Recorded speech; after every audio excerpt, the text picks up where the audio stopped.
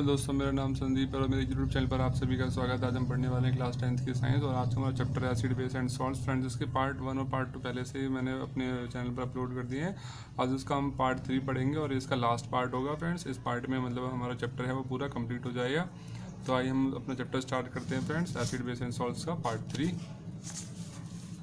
तो फ्रेंड्स, इसमें सबसे पहले हमने इससे पहले तो हमने पीएच स्केल के बारे में पढ़ लिया था फ्रेंड्स। उसके बाद हमने पढ़ना है कॉमन सॉल्ट के बारे में, ठीक है। कॉमन सॉल्ट या फिर हमने अब यहाँ पर ये पढ़ना है, देख लीजिए, हमें पढ़ना है केमिकल्स फ्रॉम कॉमन सॉल्ट, ठीक है। तो इसमें सबसे पहले हमने पढ़ना है कॉमन सॉल्ट। फ्रेंड्स, क्या होता है, जितने भी केमिकल हैं वो सभी किससे बनाए जाते हैं, वो सभी कॉमन सॉल्ट से बनाए जाते हैं, ठीक है। रॉ मटेरियल फॉर केमिकल्स, मतलब कॉमन सॉल्ट है जो NaCl है, जो खाने वाला नमक है, ये क्या है, सभी केमिकल्स को बनाने के लिए एक टाइप का रॉ मटेरियल होता है, ठीक है। The common salt thus obtained is an important raw material for various materials of daily use such as sodium hydroxide, baking soda, washing soda, bleaching powder and many more. मतलब जैसे कि हम बता रहे हैं, जैसे सोडियम हाइड्रोक्साइड हो गया, baking soda, washing soda, bleaching powder, इन सभी को बनाने के लिए क्या मतलब कॉमन सॉल्ट का यूज़ किया जाता है। कॉमन सॉल्ट एक टाइप का रॉ मटेरियल है जिसका इन सभी को बनाने में इस्तेमाल होता है।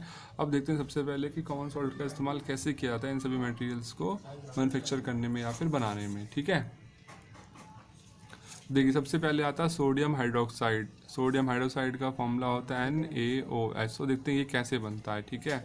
और एक टाइप का बेस होता है। तो ये बनता कैसे है, when electricity is pass through an aqueous solution of a sodium. यहाँ पर ये बताया गया है जब सोडियम क्लोराइड, जिसे हम ब्राइन बोलते हैं, मतलब नमक और पानी का जब हम घोल बना लेते हैं। नमक जैसे एक बीकर ले लिया हमने, ठीक है, इसके अंदर हमने वाटर फिल कर लिया और इसके अंदर ऊपर से हमने क्या डाल दिया, नमक डाल दिया, थोड़ा सा NaCl डाल दिया, ठीक है। जब वाटर और नमक को मतलब सॉल्ट को मिक्स कर लेंगे तो यहाँ पर जो सॉल्यूशन बनकर तैयार होगा उसे बोलते हैं ब्राइन, ठीक है, ब्राइन बोलते हैं हम लोग। लिखा है ना, aqueous solution of sodium chloride. Aqueous मतलब है कि वाटर में जब सोडियम क्लोराइड का जब सॉल्यूशन बनाया जाएगा तो इसे क्या बोलेंगे, ब्राइन बोलेंगे। और जब इसमें से करंट पास किया जाएगा, जब इस सॉल्यूशन में से करंट पास करेंगे तो यहाँ पर क्या बनेगा, सोडियम हाइड्रोक्साइड बन जाता है और इस प्रोसेस को बोलते हैं क्लोर एल्कली प्रोसेस बोलते हैं, ठीक है। फ्रेंड्स, कई बार क्वेश्चन आता है कि क्लोर एल्कली प्रोसेस क्या होती है। तो फ्रेंड्स, यहाँ पर क्या दिख रहे हैं, जब सोडियम क्लोराइड को वाटर में हम डिजोल्व कर देते हैं जिसमें से करंट पास किया जाता है, तो यहाँ पर दो चीज़ें बनती हैं। एक तो क्या बन रहा भाई, एक तो बनेगा सोडियम हाइड्रोक्साइड बनेगा, क्या बनेगा, सोडियम हाइड्रोक्साइड बनेगा, प्लस क्या बनता है, क्लोरीन बनती है। तो सोडियम हाइड्रोक्साइड क्या है, ये तो है अल्कली, मतलब बेस है ना, अल्कली बोल सकते हैं या बेस बोल रहे हैं इसको, ठीक है। और क्लोरीन क्या है, मतलब ये Cl क्या है, ये Cl है, क्लोरीन, इसलिए इस रिएक्शन को बोलेंगे क्लोर एल्कली प्रोसेस। Cl से हो गया क्लोर और NaOH मतलब ये क्या, बेस है, मतलब ये इसे हम एल्कलीज बोल सकते हैं क्योंकि पानी के अंदर ये बोल सकता है, ठीक है। इसलिए इसे बोलेंगे क्लोर एल्कली प्रोसेस बोलेंगे, ठीक है। लिखा है ना, because of the products form chlor for chlorine and alkali for sodium hydroxide, ठीक है। मैं एक बार फिर से जो रिएक्शन हो रही है वो आपको मैं समझा देता हूँ। यहाँ पर क्या करना है हमने देखिए, जैसे यहाँ डायग्राम पे समझा दूँ मैं। ये मान लीजिए आपके पास कोई एक बीकर है, इसके अंदर हमने वाटर फिल कर लिया। वाटर फॉर्मूला क्या होता है, वाटर का H2, इसमें ऊपर से क्या डाल रहे हैं, हम नमक डाल रहे हैं NaCl, ठीक है, NaCl। जब वाटर और जो सॉल्ट के जो सॉल्यूशन बनकर तैयार होगा, सॉल्यूशन को क्या बोलेंगे, इसे बोलेंगे ब्राइन, ठीक है। और जब इस सॉल्यूशन में से क्या करंट पास किया जाता है, इस सॉल्यूशन में से इलेक्ट्रिसिटी पास की जाएगी तो क्या होगा, तो यहाँ पर रिएक्शन लिखते हैं हम, इसकी जाएगा 2NaCl प्लस वाटर, ठीक है। तो हम इसको मतलब सोडियम क्लोराइड और वाटर का मिक्स कर रहे हैं, ठीक है। जब इसको डिकम्पोज करेंगे, मतलब जब इसमें से करंट पास किया जाएगा तो क्या बनेगा, NaOH sodium hydroxide plus chlorine plus hydrogen gas. यहाँ पर तीन चीज़ें बन रही, ठीक है। तो हमने क्या देखा, यहाँ पर जो हमारी रिएक्शन हुई है, यहाँ पर क्या हो रहा है, एक तो बेस बन रहा है, मतलब बेस मतलब क्या, एल्कली, क्योंकि एक ऐसा बेस है जो पानी में घुल सकता है, इसलिए एल्कली बोलेंगे। ये क्या है, Cl मतलब क्या, क्लोरीन है ना। तो यहाँ पर क्या देख रहे हैं, इस रिएक्शन में क्या बन रहा है, क्लोरीन बन रही है और एल्कलीज बन रहे हैं, इसलिए इस रिएक्शन को बोलेंगे हम क्या, क्लोर एल्कली प्रोसेस कहते हैं। क्लोरीन से हमने वर्ड ले लिया क्लोर और एल्कलीज से हमने लिया एल्कली, ठीक है, क्लोर एल्कली प्रोसेस, ठीक है फ्रेंड, क्लोर एल्कली प्रोसेस इसे कहते हैं, ठीक है। अब देखिए यहाँ पर, देखिए chlorine gas is given of, अब यहाँ पर जो क्लोरीन गैस होगी वो क्या होगी, जो एनोड होगा। एनोड का मतलब होता है क्या, जिसपे नेगेटिव चार्ज होता है। मतलब भाई जो बीकर है, इस बीकर में हम दो रॉड लगाएंगे ना, ऐसे एक को हम क्या बोलेंगे, कैथोड बोलेंगे, जिसको हम पॉजिटिव वाले से जोड़ देंगे, पॉजिटिव टर्मिनल से बैटरी को, उसे कैथोड बोलेंगे, और जिस रॉड को हम नेगेटिव टर्मिनल से जोड़ेंगे उसको बोलेंगे एनोड। ठीक है, तो यहाँ पर ये बताया गया है कि जो क्लोरीन गैस होगी वो क्या होगी, वो एनोड पर जाकर इकट्ठा हो जाती है, और जो हाइड्रोजन गैस है वो कैथोड पर जाकर, ठीक है, मतलब क्लोरीन गैस है वो एनोड पर जाकर इकट्ठा हो जाएगी, और हाइड्रोजन गैस है वो कैथोड पर जाकर इकट्ठा हो जाती है। फिर यहाँ पर जो सॉल्यूशन बचता है, मतलब ये जो सॉल्यूशन बच जाएगा, ठीक है, वो होगा आपके पास क्या, सोडियम हाइड्रोक्साइड बचेगा। ठीक है, the 3 products formed in this process are all useful, मतलब यहाँ पर जो तीनों प्रोडक्ट बन रहे हैं कौन कौन से, सोडियम हाइड्रोक्साइड, क्लोरीन और ये जो हाइड्रोजन है, ये तीनों के तीनों क्या है, काफ़ी यूजफुल है। ठीक है, अब देख लेते हैं इनका कहाँ कहाँ पर कैसे कैसे यूज़ होता है। देखिए, सबसे पहले मैंने क्या बताया, जो कैथोड होगा वो, मतलब कैथोड पर क्या जमा होता है, हाइड्रोजन जमा होता है, एनोड पर क्या जमा होगा, क्लोरीन, और जो सॉल्यूशन बच जाएगा वो होगा सोडियम हाइड्रोक्साइड का। ठीक है, तो हाइड्रोजन का इस्तेमाल कहाँ पर होता है, फ्यूल्स में, ठीक है, और जो मतलब जो खाद वगैरह बनती है, फर्टिलाइज़र जो होते हैं, आर्टिफिशियल जो खाद होती है जो खेतों में इस्तेमाल की जाती है, जैसे यूरिया वगैरह हो गया, उसको बनाने में इसका इस्तेमाल होता है। फिर क्लोरीन का इस्तेमाल कहाँ होता है, वाटर ट्रीटमेंट में, स्विमिंग पूल्स, पीवीसी डिसइंफेक्टेंट, या फिर सीएफसी जो पेस्टिसाइड वगैरह होते हैं इनको बनाने में इस्तेमाल होता है। फिर NaOH का यूज़ होता है कहाँ पर भाई, ये लिखा हुआ है, डीग्रीजिंग मेटल्स, सोप्स, और जो साबुन वगैरह होते हैं, सर्फ होते हैं, पेपर मेकिंग, और आर्टिफिशियल जो फाइबर होते हैं इनके मैन्युफैक्चर में इसका इस्तेमाल होता है। ठीक है, अब हम देख लेते हैं यहाँ पर कुछ और भी एग्जांपल दे रखे हैं, मतलब कुछ और भी इसके यूज़ दे रखे हैं। अगर हाइड्रोजन और क्लोरीन का एक साथ कहाँ पर यूज़ होता है, तो हम देखें हाइड्रोजन और क्लोरीन का अगर हम एक साथ यूज़ देखें तो हाइड्रोजन प्लस क्लोरीन क्या बन जाएगा, हाइड्रोक्लोरिक एसिड बन जाएगा। इसका इस्तेमाल कहाँ पर होता है, क्लीनिंग स्टील के लिए, मतलब कि जो स्टील वगैरह होता है साफ़ करने के लिए, अमोनियम क्लोराइड बनाने के लिए, और कुछ मेडिसिन बनाने के लिए, और जो कॉस्मेटिक के सामान वगैरह होते हैं उनको बनाने के लिए। ठीक है, और जो क्लोरीन और जो सोडियम हाइड्रोक्साइड, अगर इसको हम एक साथ यूज़ करें तो इसका यूज़ कहाँ पर होता है, हाउस होल्ड ब्लीचेस, मतलब जो घर की साफ़ सफाई करने के लिए जो भी हम लोग बाज़ार से सामान खरीद के लाते हैं ना, जैसे कि लाइजोल वगैरह हो गया है ना, इन चीज़ों को बनाने में इसका इस्तेमाल होता है। और फिर जो ब्लीचिंग फैब्रिक, मतलब जो कपड़े वगैरह साफ़ करते हैं ना, उसमें कपड़े को ब्लीच करने के लिए जो मटेरियल यूज़ किया जाता है उसको बनाने के लिए भी क्लोरीन और सोडियम हाइड्रोक्साइड का इस्तेमाल किया जाता है। जिसके बाद आता है भाई सबसे हमने ये पढ़ लिया सोडियम हाइड्रोक्साइड कैसे बनता है। ठीक है, अब यहाँ हम पढ़ेंगे फिर बाद ब्लीचिंग पाउडर, ये इंपॉर्टेंट है इसमें, ब्लीचिंग पाउडर। ठीक है, अब ये कैसे बनता है भाई, तो देखिए यहाँ पर क्या देखा, यहाँ से जो क्लोरीन गैस निकलती है उस क्लोरीन गैस की रिएक्शन अगर कैल्शियम हाइड्रोक्साइड के साथ होती है, ये क्लोरीन गैस अगर इसकी रिएक्शन के साथ होती है, कैल्शियम की रिएक्शन अगर क्लोरीन के साथ होती है, कैल्शियम हाइड्रोक्साइड की रिएक्शन अगर क्लोरीन के साथ होती है, तब यहाँ पर बनता है कैल्शियम ऑक्सीक्लोराइड, CaOCl2। ठीक है, कैल्शियम ऑक्सीक्लोराइड। यहाँ पर जो ब्लीचिंग पाउडर है अगर इसकी रिएक्शन क्लोरीन के साथ होती है, यहाँ से जो क्लोरीन निकले अगर उसकी रिएक्शन हम इसके साथ मतलब कैल्शियम हाइड्रोक्साइड के साथ करवा देते हैं, तो यहाँ पर क्या बनेगा, कैल्शियम ऑक्सीक्लोराइड बनेगा। इस कैल्शियम ऑक्सीक्लोराइड को हम क्या बोलते हैं, इसी को बोलते हैं ब्लीचिंग पाउडर बोलते हैं, ब्लीचिंग पाउडर है ये कैल्शियम ऑक्सीक्लोराइड, प्लस क्या बनेगा, वाटर बनेगा। ठीक है, तो हमने यहाँ पर क्या देखा कि जो कैल्शियम हाइड्रोक्साइड रिएक्शन जब क्लोरीन के साथ होती है तो बनता है कैल्शियम ऑक्सीक्लोराइड, इसी को हम ब्लीचिंग पाउडर बोलते हैं, प्लस बनता है वाटर। ठीक है, अब उस फ्रेंड्स ये क्वेश्चन बहुत ही इंपॉर्टेंट है, कई बार एग्जाम में पूछ लिया जाता है कि क्लोरीन की रिएक्शन किस चीज़ के साथ होती है, मतलब एक कोई वहाँ दे देंगे एग्जाम में कि ये X है, मतलब X लिखा होगा, X प्लस क्लोरीन लिखा होगा, और ये बताइए यहाँ पे बन रहा है कैल्शियम ऑक्सीक्लोराइड बन रहा है, तो बताइए X यहाँ पर क्या है ना। जैसे क्वेश्चन ऐसा लिखा आएगा, X प्लस में Cl2 और गिव्स अस आएगा कैल्शियम ऑक्सीक्लोराइड, ठीक है, प्लस H2 लिखा होगा, और ये पूछ लेंगे बताइए यहाँ पर X क्या है ना, मतलब X मतलब किसकी रिएक्शन क्लोरीन के साथ हो रही है, जो यहाँ पर कैल्शियम ऑक्सीक्लोराइड बन रहा है, मतलब ब्लीचिंग पाउडर बन रहा है। तो आपको पता होना चाहिए कि क्या होगा, यहाँ पर कैल्शियम हाइड्रोक्साइड होता है, जब इसकी रिएक्शन क्लोरीन के साथ होती है तब बनता है कैल्शियम ऑक्सीक्लोराइड। ठीक है, अब हम इसके आगे देख लेते हैं इसके ब्लीचिंग पाउडर के इसके इस्तेमाल कहाँ का प्रोसेस से यूज़ क्या क्या है। ठीक है फ्रेंड्स, तो इसका पहला यूज़ है फॉर ब्लीचिंग कॉटन, मतलब जो कॉटन वगैरह है उनको साफ़ करने के लिए, और जो टेक्सटाइल इंडस्ट्री होती है वहाँ के जो धागे होते हैं, जो रेशे होते हैं, उनको साफ़ करने के लिए। For bleaching wood pulp in paper factory, जहाँ पर पेपर का काम होता है, पेपर बनते हैं, कागज़ बनते हैं, वहाँ पर जो वुड पल्प होता है, जो लकड़ी का छिलका होता है, उसको साफ़ करने के लिए, और कपड़ों को साफ़ करने के लिए इसका यूज़ होता है लॉन्ड्री में। ठीक है, और एक टाइप का क्या ऑक्सीडाइजिंग एजेंट होता है मैनी केमिकल इंडस्ट्री में, बहुत सारी जो केमिकल इंडस्ट्रीज़ में इसको एक ऑक्सीडाइजिंग एजेंट के रूप में इस्तेमाल किया जाता है। अब यहाँ पर बात आई ऑक्सीडाइजिंग एजेंट की। और ऑक्सीडाइजिंग एजेंट क्या होता है, मतलब एक ऐसा सब्सटेंस जो किसी दूसरे सब्सटेंस में ऑक्सीजन को ऐड करने का काम करेगा, उसको बोलेंगे ऑक्सीडाइजिंग एजेंट। ठीक है, ऑक्सीडाइजिंग एजेंट का मतलब होगा एक ऐसा सब्सटेंस जो किसी दूसरे सब्सटेंस के अंदर क्या करेगा, ऑक्सीजन को ऐड करेगा, तो उसे बोलेंगे ऑक्सीडाइजिंग एजेंट। ठीक है, तो थर्ड पॉइंट आता है इसका, for disinfecting drinking water to make it free from germs. मतलब जो पानी है, पानी को मतलब पीने वाला पानी, उसके अंदर जर्म्स है उसको साफ करने के लिए भी क्या किया जाता है, ब्लीचिंग पाउडर का इस्तेमाल किया जाता है। ठीक है, अब हम चलते हैं नेक्स्ट, हमारा टॉपिक है बेकिंग सोडा। फ्रेंड्स ये जितने भी इसके जो हम पढ़ रहे हैं ना, जैसे अपने पढ़ा पहले सोडियम हाइड्रोक्साइड, फिर पढ़ा ब्लीचिंग पाउडर, बेकिंग सोडा, फिर वॉशिंग सोडा पढ़ेंगे हम। ये सारे इंपॉर्टेंट है। इनमें क्या आता है, इनका तो पहले फॉर्मूला पूछ लिया जाता है क्या है, फिर इनके यूजेस पूछ लिए जाते हैं, फिर इनके रिएक्शन भी पूछ ली जाती है ना। तो आपको इसके फॉर्मूला याद करना है, रिएक्शन याद करनी है और इनके यूजेस याद करने हैं। तो अब देखते हैं, हम पढ़ते हैं बेकिंग सोडा के बारे में। तो यहाँ पर क्या होता है, the soda commonly use in the kitchen for making the tasty crispy, मतलब जो घर के अंदर जो पकौड़े वगैरह बनाने के लिए जिस सोडे का इस्तेमाल होता है उसी को हम क्या बोलते हैं, बेकिंग सोडा बोलते हैं। Some time it is added for fast cooking, कई बार बेकिंग सोडा इसलिए यूज़ किया जाता है ताकि हमारा जो खाना है वो जल्दी से पक जाए। The chemical name of the compound, अब इस बेकिंग सोडा का केमिकल नेम क्या है, कई बार पूछा जाता है बेकिंग सोडा का केमिकल नेम क्या है। तो ये होता है सोडियम हाइड्रोजन कार्बोनेट, NaCO3। ये क्या है, बेकिंग सोडा का केमिकल नाम है सोडियम हाइड्रोजन कार्बोनेट। ठीक है, इसका formula NaCO3। It is produce, अब ये बनता कैसे है भाई, तो यहाँ पर एक रिएक्शन दी गई, रिएक्शन देख लेते हैं।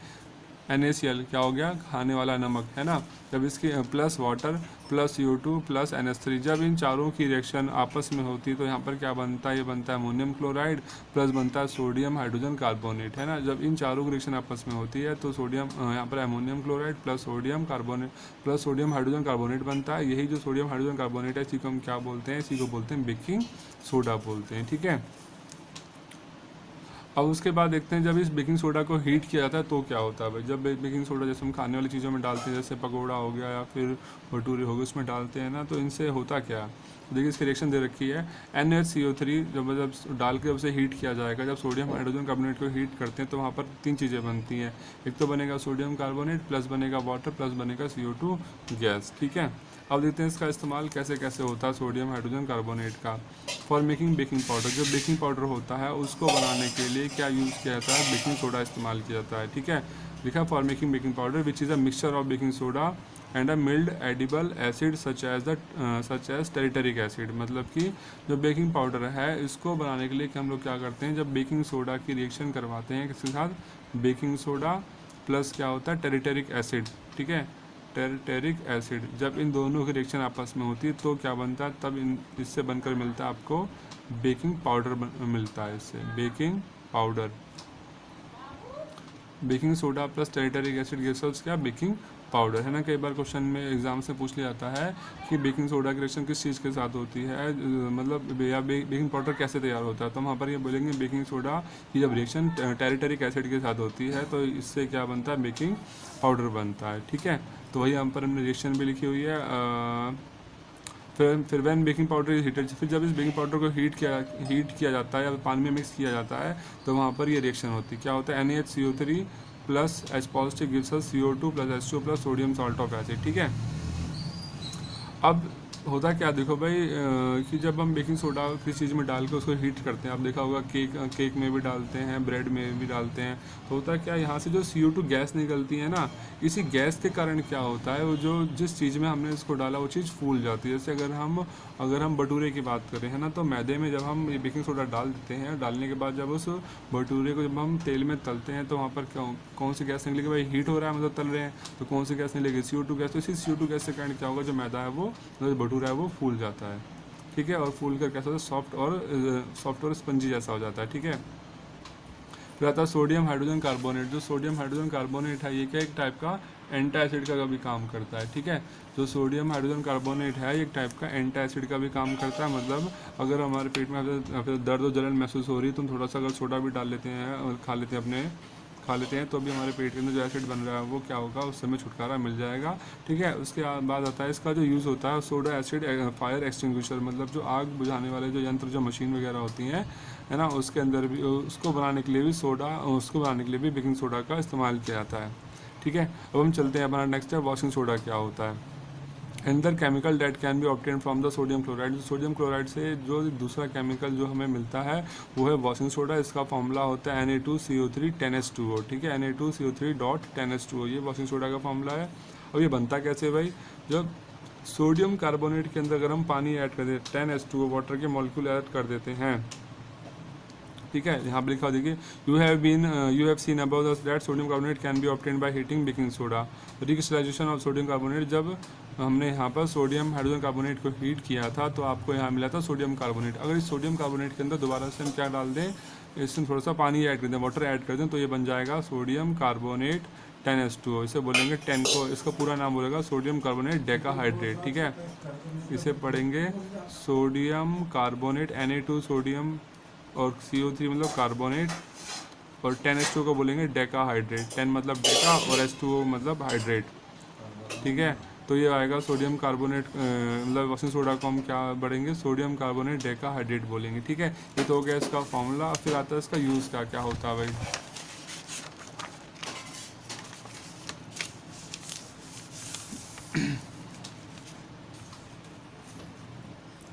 तो फ्रेंड्स का यूज़ है, सबसे पहला use, sodium carbonate is use in the glass and soap paper industry, मतलब ग्लास इंडस्ट्री में, सोप इंडस्ट्री, पेपर इंडस्ट्री में इसका यूज़ होता है। It is use in the manufacture of sodium compound such as borax, मतलब borax एक type का क्या था, सोडियम का कंपाउंड होता है जो सोडियम से मिलकर बना हुआ होता है। इसको बनाने के लिए भी इसके वॉशिंग सोडा का इस्तेमाल किया जाता है। Sodium carbonate can be use as cleaning agent for domestic purpose, मतलब कि जो डोमेस्टिक पर्पस के लिए जो सामान इस्तेमाल किया, मतलब घर की साफ़ सफाई करने के लिए जो सामान या जो केमिकल यूज़ किए जाते हैं ना, उनको बनाने में भी सोडियम कार्बोनेट का इस्तेमाल होता है। फिर it is use for removing the permanent hardness of water, मतलब पानी की जो परमानेंट हार्डनेस है उसको हटाने के लिए भी क्या करते हैं हम लोग, बेकिंग सोडा या वॉशिंग सोडा का इस्तेमाल करते हैं, ठीक है फ्रेंड्स। अब यहाँ पर इसके बाद हमारा टॉपिक आता है, are the crystals of the salts really dry. क्या जो क्रिस्टल्स के जो सॉल्ट होते हैं, क्रिस्टल्स मतलब सॉल्ट्स के जो क्रिस्टल होते हैं, क्या वो सच में सूखे होते हैं। तो थोड़ा सा पहले क्रिस्टल का मतलब समझ लेते हैं। जैसे अगर हमारे घर के अंदर आपने चीनी देखी होगी ना, तो चीनी के छोटे छोटे जो दाने होते हैं उन्हीं को हम यहाँ पर क्या बोलेंगे, क्रिस्टल्स बोल रहे हैं, ठीक है, साइंस की टर्म में। जो चीनी के छोटे छोटे दाने हैं उन्हीं को हम क्या बोलेंगे, क्रिस्टल्स बोलेंगे। तो ये पूछा गया है जो किसी भी सॉल्ट के जो क्रिस्टल होते हैं क्या वो सच में सूखे होते हैं। देखिए यहाँ पर हमने एक एक्टिविटी करनी है, उससे पहले समझ लेते हैं, उसके बाद हमें ये समझ में आ जाएगा कि आज जो क्रिस्टल्स हैं वो मतलब सच में सूखे होते हैं और उसके अंदर पानी होता है। तो हमने यहाँ पर क्या कर लिया, heat a few crystals of copper sulphate, हमने कुछ कॉपर सल्फेट के क्रिस्टल ले लिए इस टेस्ट ट्यूब के अंदर। अब जो कॉपर सल्फेट का जो क्रिस्टल होता है, आफ्टर हीटिंग क्या हो जाएगा, उसका जो कलर होगा कैसा, वाइट हो जाता है, ठीक है। पहले इसका कलर होता है ब्लू होता है। जो कॉपर सल्फेट के जो क्रिस्टल्स होते हैं पहले ये ब्लू कलर के होते हैं, ठीक है, पर लेकिन हीट करने के बाद इसका जो कलर कैसा हो जाता है, वाइट हो जाता है। तो फ्रेंड्स यहाँ पर क्या देख रहे थे हम कि जो कॉपर सल्फेट के क्रिस्टल होते हैं इनका जो कलर होता है पहले से होता है ब्लू कलर का, ठीक है। जब हम इसे टेस्ट ट्यूब में डाल के से हीट करते हैं तो फिर ये कैसा हो जाता है, वाइट कलर का हो जाता है। तो फ्रेंड्स होता क्या है कि हीट करने पर इसके अंदर जो वाटर के जो मॉलिक्यूल्स होते हैं वो क्या हो जाते हैं, वो इसमें से वेपराइज हो जाते हैं, इसकी वजह से इसका जो कलर है वाइट हो जाता है। अगर हम इसके अंदर 2-3 पानी की बूंदें फिर से डाल दें, इसी जो हमें जो वाइट कलर का जो कॉपर सल्फेट मिला था, तो इसका जो कलर है फिर से क्या हो जाएगा, रीस्टोर हो जाएगा, ठीक है। तो इसका मतलब क्या है कि जो सॉल्ट्स के जो क्रिस्टल होते हैं वो क्या होते हैं, वो एक्चुअली में अंदर से ड्राई नहीं होते, उसके अंदर पानी होता है, वाटर के मॉलिक्यूल्स होते हैं, ठीक है। अब यहाँ पर कुछ आगे भी लिखा हुआ देख लेते हैं। Copper sulphate crystals which seem to be dry contain water of crystallisation, है ना, मैंने बताया ना कि कॉपर सल्फेट क्रिस्टल्स जो होते हैं वो देखने में तो सूखे लगते हैं लेकिन उसके अंदर क्या होता है, वाटर ऑफ क्रिस्टलाइजेशन होते हैं, मतलब उसके अंदर कुछ पानी के मतलब वाटर के मॉलिक्यूल्स होते हैं। When we heat the crystals, जब हम क्रिस्टल को हीट करते हैं तो वाटर इसमें से क्या होता है, हट जाता है, और जो सॉल्ट है आपका जो कॉपर सल्फेट है वो ब्लू से वाइट कलर का हो जाता है, ठीक है। अगर हम इसमें फिर से पानी डाल दें, लिखा ना, if you moisten the crystals again, अगर हम इसमें फिर से पानी डाल देंगे तो आप ये नोटिस करेंगे इसका जो कलर है फिर से कैसा हो जाएगा, ब्लू हो जाता है, ठीक है। Water of crystallization is a fixed number of water molecules present in one formula of unit salt, मतलब वाटर ऑफ क्रिस्टलाइजेशन का मतलब क्या होता है, ये फिक्स नंबर ऑफ मॉलिक्यूल्स होते हैं जो एक सॉल्ट के अंदर जो मौजूद होता है, मतलब कि जो सॉल्ट है, मतलब कोई भी सॉल्ट का जो फॉर्मूला है, तो एक सॉल्ट के फॉर्मूले में जितने नंबर ऑफ वाटर मॉलिक्यूल्स होते हैं उसी को हम बोलते हैं वाटर ऑफ क्रिस्टलाइजेशन, ठीक है। 5 water molecules are present in 1 formula unit of copper sulphate. जो कॉपर सल्फेट का जो एक फॉर्मूला होता है, जो एक यूनिट जो होता है, उसके अंदर पानी के 5 मॉलिक्यूल पाए जाते हैं होते हैं, ठीक है। Chemical formula for hydrated copper sulphate is CuSO4 5H2O। जो कॉपर सल्फेट का जो फॉर्मूला है वो होता है CuSO4.5H2O, ठीक है।